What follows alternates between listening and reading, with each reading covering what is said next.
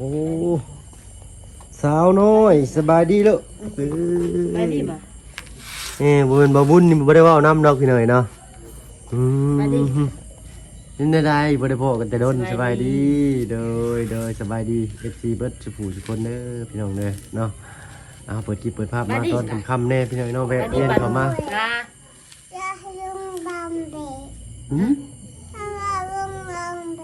เบื่อบุญเพิ่นว่าได้ก็วางยางเขาได้ว้าวพี่สาวน้อยโอ้บ่ได้พ้อกันแต่โดนเช้าแท้โดยบ่บุญฮะก็เดินทางกลับมื้อนี้เนาะพอดีและพี่น้อยนพัดได้ขึ้นพัดกันลงจังบ่ได้ขาดช่วงขาดตอน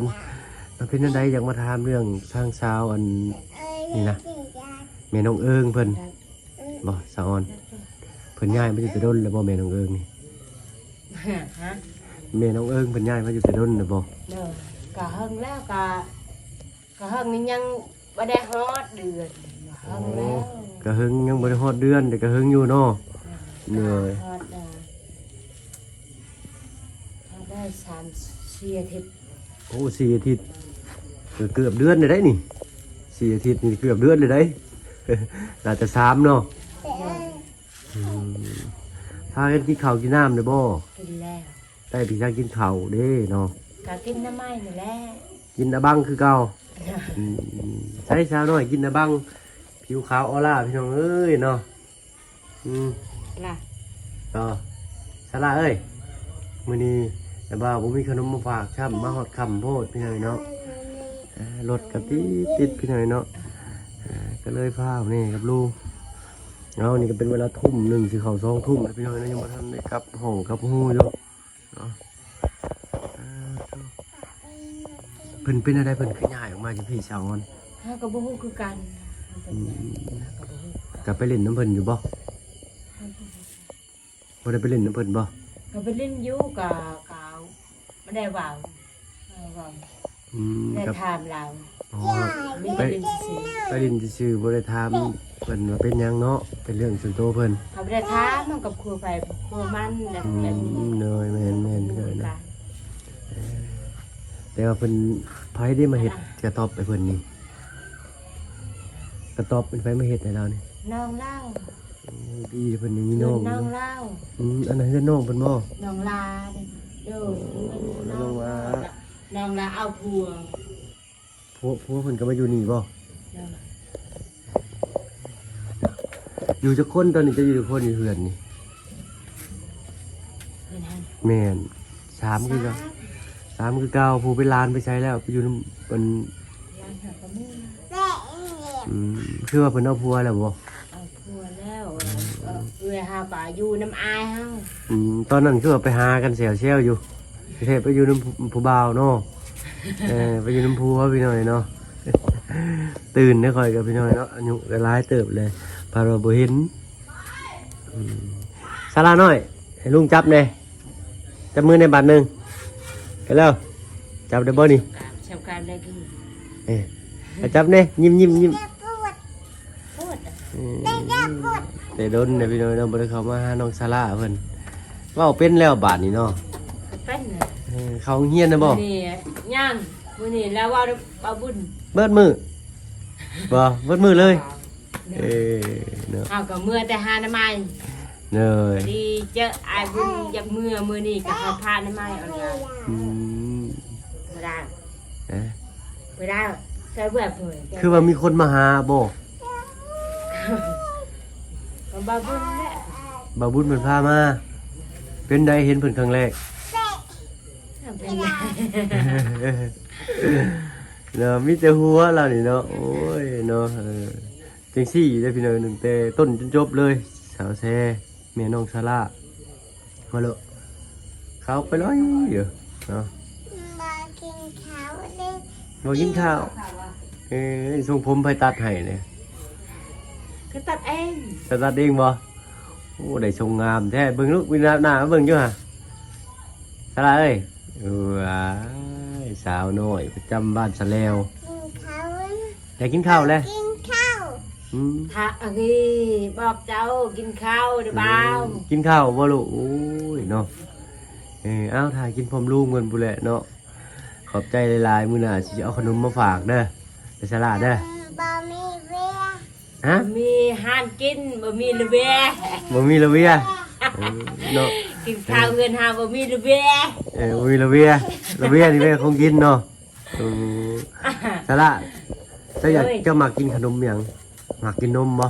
นมเปรี้ยวบ่หรือนมเตกระซอย กะเรามักหมดกะ มั เรา กหมด บ่มีแล้วก็มักหมดมื้อนี้ก็แล้วเบาบุญให้ขนมก็หมดแล้วกิน ประหยัดกินเด้อบัดนี้เด้อเดี๋ยวบ่าวจะเอามาฝากเด้อ โดย นี่เว้านำเลยเด้อเดี๋ยวนี้เนาะที่เก่าใกล้ก็บ่ได้เนาะแซ่ๆเนาะจักปีเลยนี่นะ ได้แล้ สี่เนาะ ไปอันเอาไก่ปลาลุง เงียบสิเลยเนาะ เนาะ เนาะแนวค่ำคืนมาก็ยุ่งแตกเอาพาลูกขึ้นนอนจักโมงอันนี้นะนอนดึกอยู่บ่ ก็นั่นดึก อืม ลานอนได้สบาย มื้อเว้นนี่นอนแล้วสินอนค่ำสินอนดึก นอนไหม อืมใช้ยิงแขวเบิ่งอ่ะมีแขวเต็มปากเลยบัดนี้ยิงแขวดิ เนี่ย อาปากอัน ข้าว นี้ แค่สัตว์ ข้าวคือแขวลุงเพิ่งอีกนี่โอ้ย สัตว์แค่ตลอดอยู่แบบ ทุกมันทูเด้อลูกเด้อ นะ ชินตลอด ชินตลอดนี่เราเกี่ยงย่ำไปหน่อยเนาะโอ้ยมื้ออื่นเด้อน่ะบ่อันลุงเพิ่งสิเอาขนมมาฝากเด้อเด้อ โดย โอเคป่ะสลาเอ้ย ว่าสิแวะเวียนเข้ามาเบิ่งทางแม่น้องเอิงพี่หน่อยเนาะก็เลยมาแวะเล่นน้ำน้องสลาก่อนแต่บ่มีของฝากขอโทษขออภัยนำเวลาไปลุงเอ้ย บ่ เนาะ มีหยังกาไปเยี่ยมอะไร เดี๋ยวมื้ออื่นเด้อ บ่ยิงหา หึ ห้าม อันใดเลยเพิ่นว่าหยังก็จะได้ น้าเบาบ่มีอาหารเดี๋ยวเบานี่ก็มีอาหาร มีอาหารเพิ่นอยากให้กินข้าวนํพี่หน่อยเนาะจักหน่อยสิพาป้าลุงเขาไปอันก่อนสิเข้าไปหาสาวแม่น้องเอิง เตะให้ กับพาปลุงมาแวะเล่นน้ำน้องซาร่าเนาะผู้เป็นที่หักของปลุงเลยล่ะทานไปหน่อยเนาะ เออ แต่ลัดอันปนา อันใดอันใด ชายลัดลุงอยู่ทางเขาว่า เฮ้ยโอ้มันจะไม่มันจะเบื่อดูเลยเอ้าเนาะถ้ามาเพิ่งกับสิขอโตไปทำข่าวทั้งเมนของเอิญก็เด้อเอาแซ่เด้อเนาะเอาไปแล้วสบายดีปลุงพันเน่สบายดีด้วย สบายดีล่ะสบายดีปาลุง ไปดีไปลุง เก่งน้ำมืออื่นเด้อว่าสิซื้อขนมมาฝากเด้อ โด มือย นี้มาขำมาหมื่นแห้งหลายรถกันติดครับนะป้าพี่น้องไปก็เด้อแซ่เด้อ เดินทางปลอดภัยเด้อ เด้อเนาะเอาสิพาไปโอ้ลมทำข่าวเบิ่งก่อนว่าเป็นอะไรพี่หน่อยเนาะสิ่งใดง่ายมากพี่เนาะคือสิมีหลายๆช่องถามไปแล้วแหละพี่หน่อยเนาะก็สิมาเบิ่งความเป็นอยู่หรือมาถามไทยความเป็นอยู่ปัจจุบันนี้ว่ามีหยังขาดเหลือคือสิขาดหลายพี่หน่อยเนาะตามเบิ่งโดยรวมแล้วก็ได้เบิ่งก็พื้นไฟก็บ่มีเลยเนาะอาศัยหลอดไฟตารางเฮือนน้องเพิ่นซื่อๆเนาะ เดี๋ยวกันว่ากันสักเรื่องหนึ่งเนาะมีแต่มื้อนี้ทางประจันกับมาเยี่ยมมา ชามเราพี่หน่อยเนาะ คำเนาะ เนาะก่อนอื่นถ้ามาเบิ่งกับทักทายเด็กน้องเลยเนาะกับทักทายสบายดีในใจดีแล้วก็ FC เบิดสุคนเนาะที่เข้ามาผสมช่อง YouTube ช่องเวลาคิดกับน้องเข้ามาสิงกับมือแน่พี่หน่อยเนาะไปเวียนเยี่ยมยามทางข่าวทาง กระสอบมันผี สาวหรือว่าเมนของเอิญหน่อยเนาะที่ทั้งบางคนก็ยังสื่อเท่เพิ่นอยู่ได้น้องจับไปในน้ำว่าเมน้องเอิญอยู่บ้านสัตว์แนวดุจนกระทั่ง เข้าบ่ มาง่ายๆเนาะใช้ชีวิตกับผัวเนาะมีลูก4 คนเลยเนาะง่ายขึ้นมาอยู่เท่านี้ที่เราทำเพิ่น กระสอบตัวในสุดนะ เกือบเดือนเลยได้เพิ่นเนาะพี่น้องเนาะเกือบเดือนตอน ถาม ทำ ให้ ชาวเชมาข่าว กระสอบเดียวฮะ ๆในน้องสาราเพิ่น ด้นเลยพี่น้องเราบ่ได้เข้ามานี่ประมาณ3เดือน4เดือนอะไรนี่ มันต้องมีเขา 3เดือน4เดือนบ่ได้เข้าประมาณตะแล้วนี่นะเนาะปืนไฟก็บ่มีพี่น้องนะป่ะขึ้นกันพี่น้องเนาะไปพี่น้องเนาะ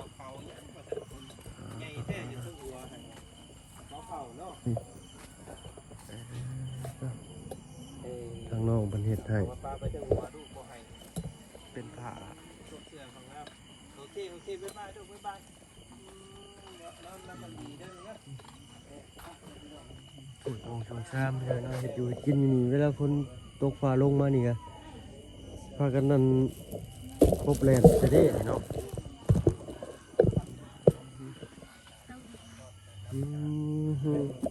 สบายดีเจ้าสบายดีโดยโอ้ยเนาะเขาคือมากระสอบในเทศบาลเนาะทางเบาลีเพิ่นเป็นไงเนาะเมื่อกี้นี้เป็นอะไรจืดได้อยู่บ่จืดเขาไปอยู่ตะกี้อยู่ข้างเงินบ่อเจืองนั่นเนาะ เคยเห็นอายเด้ บ่เคยเห็นบ่ ดู เดี๋ยวบ่เคยเห็น เคยเข้าดูน้องเด้แบบนี้ เขาไปเห็นเจ้าอยู่เนาะแต่ว่าตอนนั้นเจ้าก็ยังอยู่กับครอบครัวเนาะถ้าเป็นอะไรมาอะไรคือว่าได้ออกมาอยู่จริง แบบผัวอะไรนี่เด้ ๆเพราะอนุญาตเว้าเสียงดังนี่ก็ได้เด้อ โดย ไม่ค่อยบ่มี โดย อ้าวมีมาฝากมีจะมีเนาะโดยเอาไว้ลวกกินได้คาบหนึ่งก็ยังดีว่าซั่นซะเนาะตอนตะกี้ข่อยเข้าไปนั่นเจ้าอยู่กับผัวเจ้าเนาะเว้าขอโทษขออภัยนำเด้อเนาะตอนนั้นน่ะหัวจะแตกจะบอกว่าซอยเน้แต่ว่า ดู อาจจะบอกข่อยแล้วข่อยก็มาบอกทีมงาน ดู ตอนนั้นก็บ่มีไผกล้าเข้าไปอยู่ โด เนาะ ยแบบเพชรเงินมัดพะกูดนี่อายเอ้ย โอ้ เฮานี่ให้เฮามัดอยู่เฮือนพอลาว โดย เฮาเว้ามัดเฮือนเองก็มีแบบนี้แหละเฮาเว้า โดย เฮาบ่ฮู้มันไปทางหลังเฮา อืม เราเฮ็ดเลยอยู่หัวเฮาก็แตกเลยหัว อืม เลือดก็เต็มหมดนี่เฮาเบิ่งแบบนี้มันนั่งเลือดเฮาเบิ่งแบบนี้แตกหัวแล้ว แตกหัวเลย โดยเฮามัดกูดเฮาบ่เห็น ตอนเรื่องในมือนั่นที่หัวแตกแล้วมาบอกข่อยซอยเนาะ โดย ตอนนั้นกับผมมีไผกล้าครับไปซอยพี่น้อยเนาะ แต่ปกัเฮายังอด อืม เว โอ๊ต ลาพัวเฮาเฮ็ดแต่พัวกับเฮายังอดเฮาอยากหักอยากแพงลูกเด้อยากอยู่เฮือนเองแบบนี้ เนาะ บัดนี้ก็อดก็ยังเพราะพัวได้ชันใจเด้แบบบ่มีเงินแบบบ่มีเงินพัวอยากได้เฮาบ่มีเงินที่พัวบ่ให้นอนอยู่เฮือนไรนี้อีกเฮือนแม่ลาวก็บ่ให้นอนเลยเฮือนแม่แล้วเฮือนเฮานี่เราเอาเฮาบ่กล้านอนแบบนี้กันเจ้าไปแล้วเจ้าไปไกลๆเลยเด้อเมื่อเฮือนอายเลยเมื่อเฮือนอายเจ้าโลดแบบนี้เลยพวกเฮาเว้าเด้ ผัวเจ้าว่าเจ้าแบบนี้ โดยเฮาเมื่อเลย โดย บ่มีบันเนาะบ่มีบันนอนเด้ โดยเอาบัตรนี้แหละเป็นอะไรคือว่าจะย้ายมานี้ แบบง่ายแบบคือวัชนาเฮานี่อายอยู่ใส่แล้วบ่มีอายหักอายแพงนี่แหละ อืม อายก็บ่ได้แพงจังอายก็บ่ให้อยู่เฮือนจ้ะตั้งโต๊ะอยู่นี่ อ้าย ดู อ้ายเจ้าจะมีอ้ายบ่ ดู อ้ายจะอยู่บ้านใดเจ้าอัน บ้านเดียวกันนี่แต่ก่อนเฮาเมื่อเฮือนครัวกันเมื่ออยู่กับอายตอนพอเฮาอยู่เด้ เนาะเนาะขอโทษขออภัยข่อยมีแต่เอิ้นเจ้าว่าแม่น้องเอิงเจ้าชื่อแนวใด ชื่อชาวชื่อนางซี ชาวซี โดยชื่อชาวซี โดยเนาะเอ้าเป็นหยังคือจะว่าเลิกกับผัวเลยมันง่ายมาอยู่นี่ เลิกแบบแบบผัวไรนี่เด้ โอ้ผัวอะไรนี้ โดยบ่ให้นอนอยู่เฮือนเด้ เนาะ คือเฮา อยากให้ลูกนอนบนไดเด้ถูกแบบนี้นอนนึกอยู่ตารางเฮือนแม่ลาวนี่แหละ เลย เจอพอนังตอนเฮาหมดหัวนี่ละหัวเฮาเฮ็ดพอนางหังเว้าลูกเอ้ยมันนั่งเจ้านอนอยู่ตารางเฮือนนี่บ่เฮาประกาศนอนพอเอ้ยผัวบ่ให้นอนอยู่เฮือนแบบนี้เฮาเว้าไอ้ตนเด้พอนางหังเว้าไอ้ตนน่ะอะตะเฮาเว้าจำเป็นเฮานอนนี่พอผัวบ่ให้นอนซ้ำตลอดปีตลอดไปแบบนี้นี่ผัว เพิ่นให้นอนอยู่ตารางบ่ โดยนอนเฮือนแม่ก็บ่ให้นอนเลยอยากนอนเฮือนเองแล้วบ่ให้นอนเลยจะให้นิกเนาะลูกเฮาไปตลอดข้อมือไปนอนนิกเฮือนน้องเฮานี่น้องลานี่ เลยเอ้าตอนนี้ลูกว่าเจ้าจักคนซั่น 4 คน มาเบิดเลยเนาะ โดย พี่น้อย ต เนาะ อนเฮาเว้ากันกับผัวเฮาให้หมดกับให้หมดเอาผัวเฮาลูกเฮาเด้ เลย เฮาเว้าเลี้ยงบ่ก้มผัวเอ้ยให้เฮาหมดเฮาเลี้ยงบ่ก้มคือเฮาเป็นผู้หญิงจักเฮาอยากหาหยังแบบนี้ล่ะมีแต่ขายต้นไม้นี่แหละขายทำไมได้แต่50นี่แหละได้คัน10 ทงได้เด้70แบบนี้ เลยเนาะเว้าทั้งน้ำตาลาวก็ได้ โดน เนาะเมื่อกี้นี้ทำบอลี่มามอบเขาวไว้ให้ โดน เนาะคือสิได้กุ้มไปอีกหลายมืออยู่เนาะ โดน สาวซีแม่น้องเอิงพี่น้อยเนาะ โดน เอ้ากามีแบบว่าสิได้กลับมาอยู่น้ำพัวอยู่บ่ บอ ตัดขาดเลยบ่ โดนบริกลับไป เออก ลับละมาทุกข์คือเก่ากี้คันเฮาไปได้เฮ็ดละบ่มีคันเฮาไปได้ไปขายหน่อไม้ละบ่มีข้าวกินแบบนี้แหละคันเวลาเฮาพักบ่ได้ขายลูกกินข้าวแล้วบ่มีช้ำลูกให้ตลอดแบบนี้แหละ บัดสมมุติพัวมานำเอาสิบ่ได้เมื่อบ่ซะนี่พัวมานำเอาอยู่นี่สิได้เมื่อบ่ บ่ เพิ่นสิบ่มาทำลายบ่ บ่ไปเด้ผัวเฮาบ่ได้ไป เพิ่นมานำสู่เมื่อกับบ่เมื่อเนาะ บ่ดูนำกันนะทุกเงินยังบ่ได้เฮ็ดหยังกินละบ่ถึกใจลาวนี่แหละ เนาะ คือเฮาเมื่อยเฮ็ดเวียกเฮ็ดงานก็ผัวบ่ได้ชนเลยบ่มีข้าวกินผัวบ่ได้ชนคันเฮาหาเองก็เฮากินคันเฮาบ่ได้หาล่ะ บ่ได้กิน บ่ได้กินแบบนี้นะ เนาะคนเรามีครอบมีครัวมีผัวก็จะพึ่งพาอาศัยเนาะแต่ว่ามาเจอแบบนี้ก็ท้อเกินชีวิตจะได้เอาบ่เป็นหยังสู้ๆเด้อทางแม่น้องเอิงเด้อ แบบนี้ก็อยากดูกับลูกนี่แหละให้ลูกเลี้ยงลูกใหญ่